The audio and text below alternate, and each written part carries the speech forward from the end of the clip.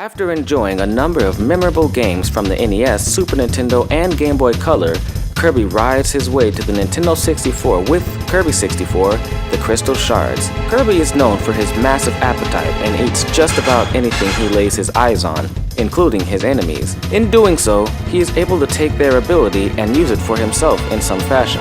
Crystal Shards, however, gave us a Kirby game in which players could combine abilities to get something totally different. Players could really foster their creativity, engineering different kinds of combinations to help them get through the game.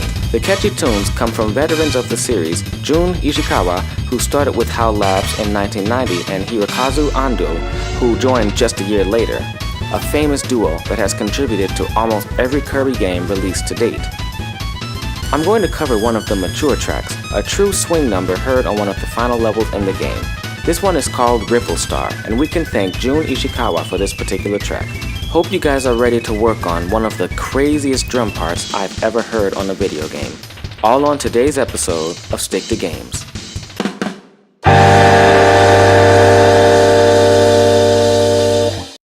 Hey everybody, Kenny Jr. here. Welcome back to Stick to Games. Today's number comes from Kirby and the Crystal Shards, and we're going to be taking on an advanced jazz tune that comes from the Ripple Star level, one of the levels that are pretty much at the end of the game. The concept we'll be focusing on here is going to revolve around the way we use our triplets and sextuplets. We have a lot of ground to cover, so let's go ahead and take it to the set. So the introduction opens up and establishes kick on 1 and 3 and snare drum on 2 and 4. As is tradition with swing numbers, we can also go ahead and throw in our hi-hat foot along with a snare on 2 and 4. The ride pattern is very interesting and is definitely different from traditional ride patterns that you hear in swing, the jing, jing, jing. So I'm going to go ahead and play this introduction and just run through that ride pattern.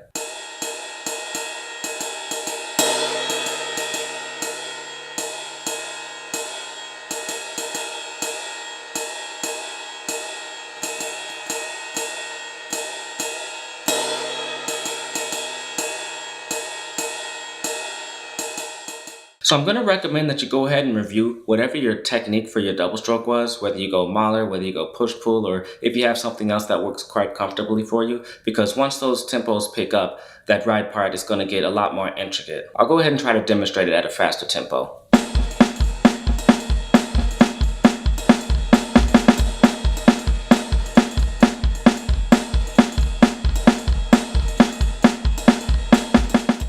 So that becomes our pretty much standard go-to. So every time we finish up a fill or a section, we're going to pretty much default back to that pattern. And then we're going to see the use of our first set of triplets around the measure 8 mark. So that's going to be all on the snare drum. You have 2 sets of triplets. However, in one, you're skipping the middle part of the note. We're going to hear tot, tot, triplet.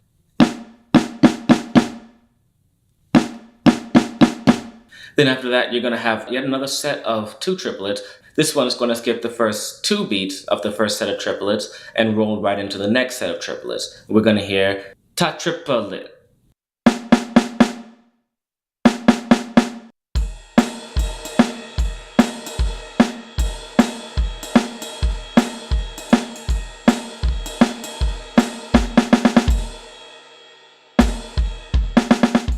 After that, we make a return to that same rhythm. Now we're going to start doing something that is very important in swing music and is heard quite often. You're going to start seeing a bunch of different cues that go along with the actual track. We see all these rolling triplets, as I kind of call them, with the addition of some extra stab notes, some orchestrated stab notes. From measure 13 going onward, we're going to see varying sets of triplets. Now, I have them notated a certain way as I've heard them in the song from the transcription. Being technically correct here, it actually holds no bearing on the actual track over what we're trying to accomplish. All we're trying to do is establish a nice feel for where our triplets are going to live. So you're going to see me use a variety of different drums here. So feel free to do the same thing for yourself. I'm going to go ahead and run through this one so you can hear what it sounds like.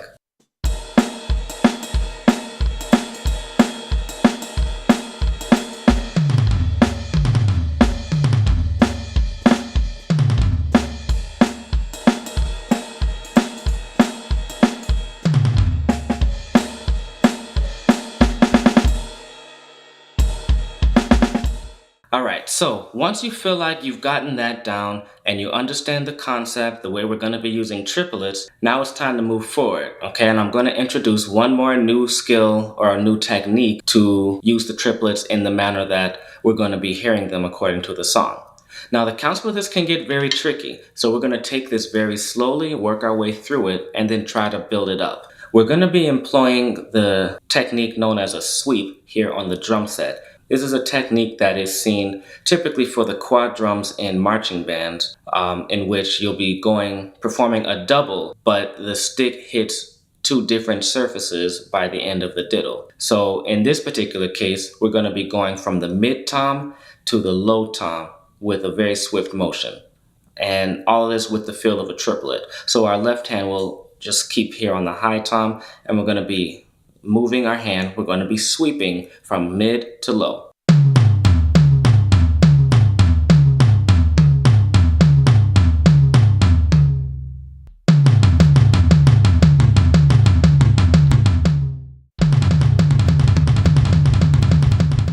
At faster tempos, it can get very difficult to maintain their steady, consistent time. So my recommendation would be to keep on practicing it slow and only get faster once you've established the evenness in between strokes. We want even space for every triplet. They all have to sound the exact same. Now, I will mention that proximity of your drums can definitely have a lot to do with it. In my particular case, and you may have noticed this, my low tom is actually angled towards my mid tom, and that gives me a better chance to go from middle of my mid tom to at least the side of my low tom. You may have a farther distance to go, but for me, proximity works, especially at much faster tempos than this. So that's going to be something for you to be aware of depending on how your kit is set up. All right, I'm going to keep on going through the rest of this.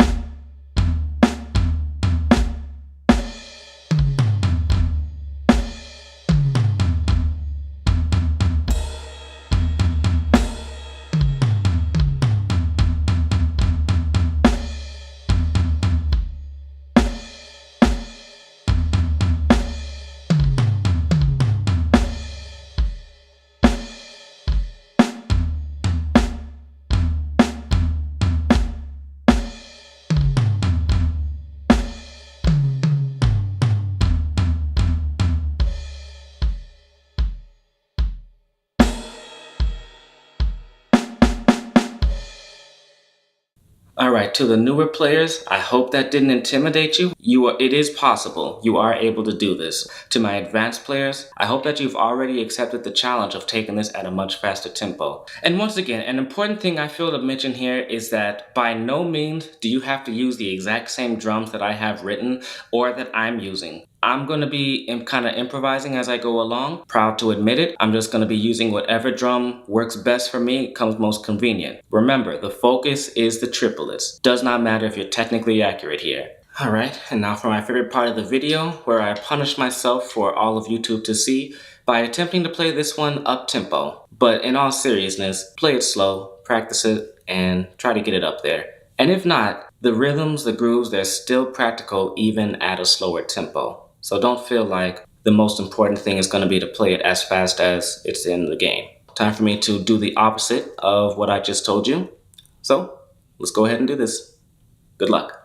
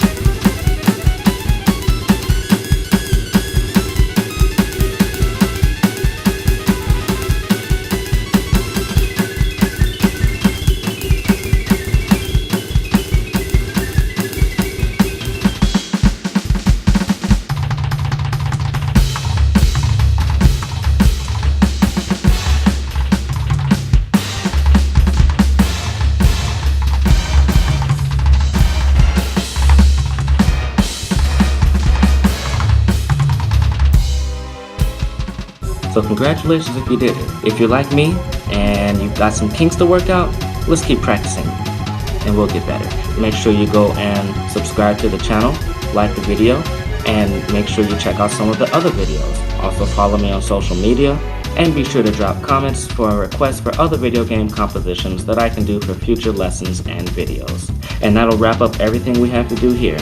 So, till next time.